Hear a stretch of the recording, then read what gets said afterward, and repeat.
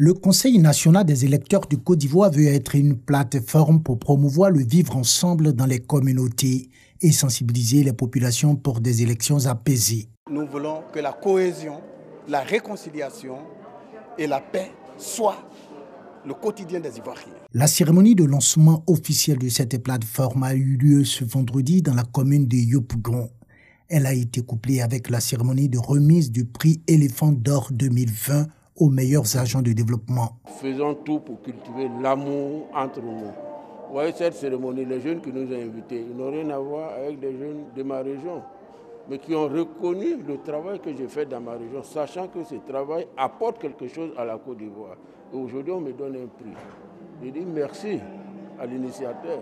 Ça nous encourage à nous maintenir au travail et notamment ces prix permettent également aux jeunes d'avoir des repères, des modèles de réussite. Une vingtaine de personnalités ont reçu le prix Éléphant d'Or, une distinction à travers laquelle l'Organisation panafricaine de la jeunesse francophone exprime sa reconnaissance aux meilleurs acteurs du développement du Côte d'Ivoire.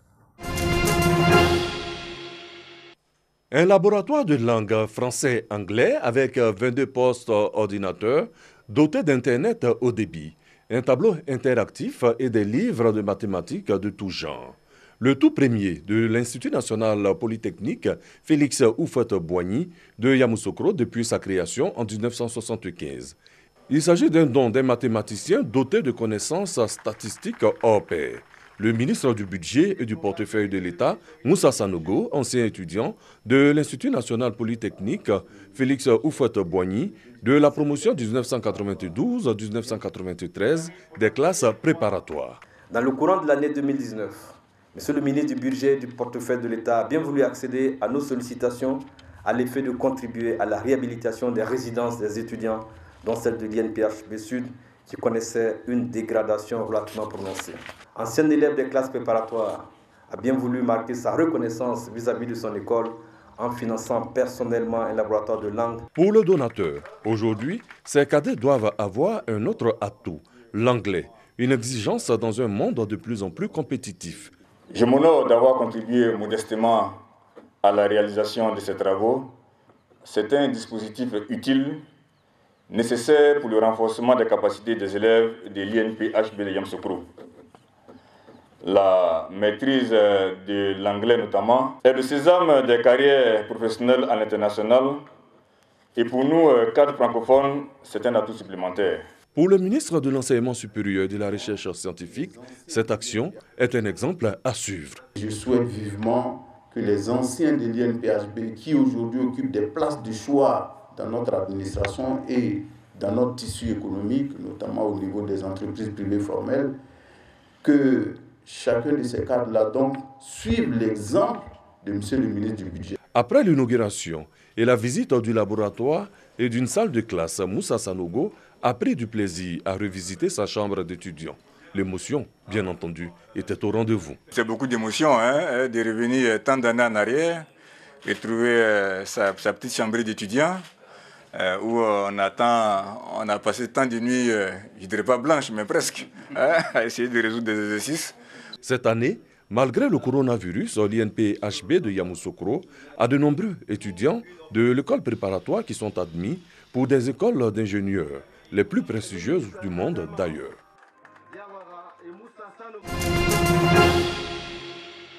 Une aire de jeu installée dans la cour du village d'enfants SOS d'Abobo. Mascotte, château gonflable, balançoire entre autres. Tout y est pour rendre les enfants de cette institution spécialisée heureux. Nous sommes à la cérémonie de lancement de la 4e édition des journées de loisirs organisées par le ministère du Tourisme et des Loisirs.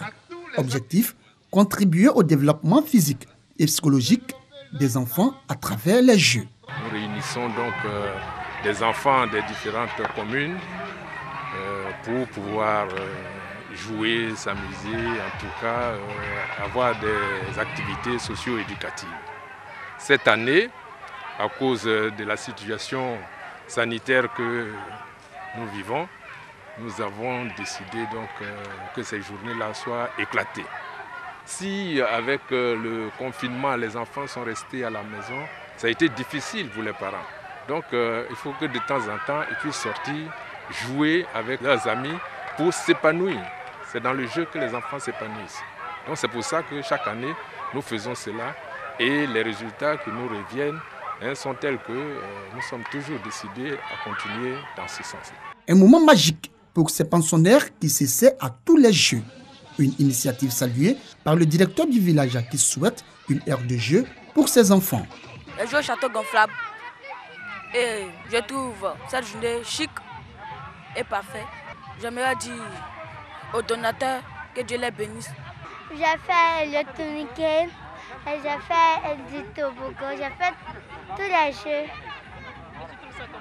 Je trouve ça génial parce qu'on s'ennuyait, mais ils nous ont aidés, ça me plaît. C'est une joie pour nous ce matin parce qu'ils ne sont pas à leur première édition. Nous sommes vraiment honorés.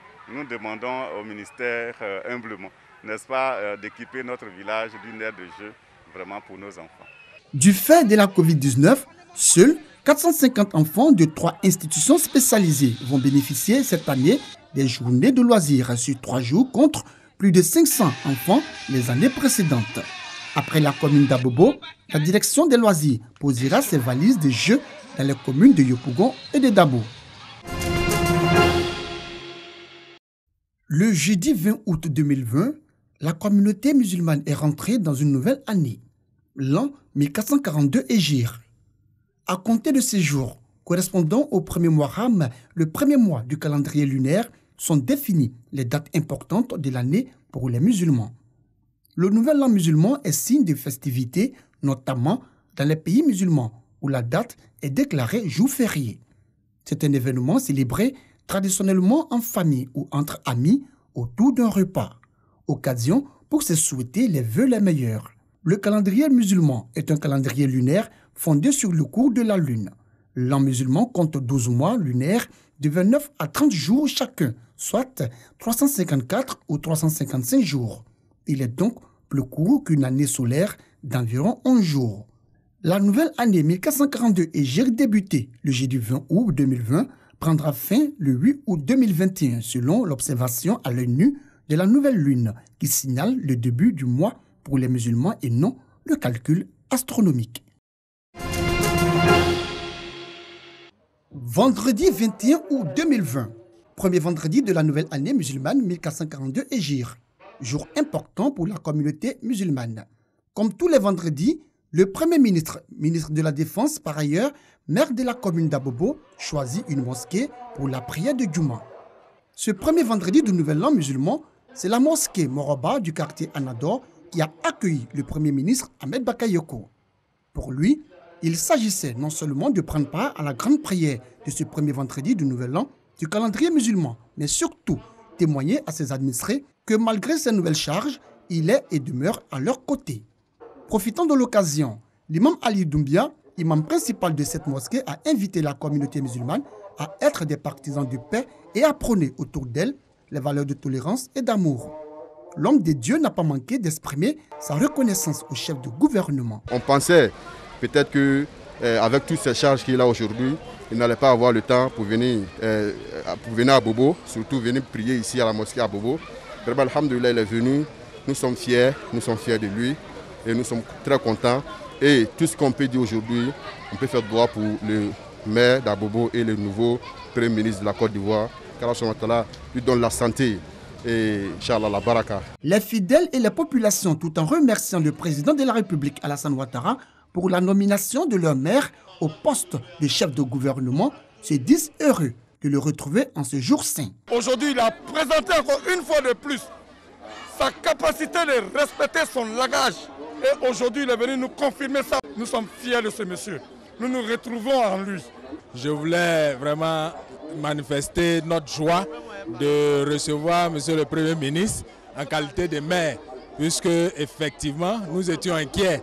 Mais quand aujourd'hui, il vient prier à la mosquée avec nous, ça nous rassure qu'il ne nous a pas oubliés et qu'il ne va pas nous abandonner. Prières et bénédictions pour la paix et la stabilité en Côte d'Ivoire, mais surtout pour une élection apaisée en octobre prochain, ont également meublé cette prière du vendredi de ce 2 Muharram, premier mois de la nouvelle année du calendrier musulman 1442 Hégire dans la commune d'Abobo.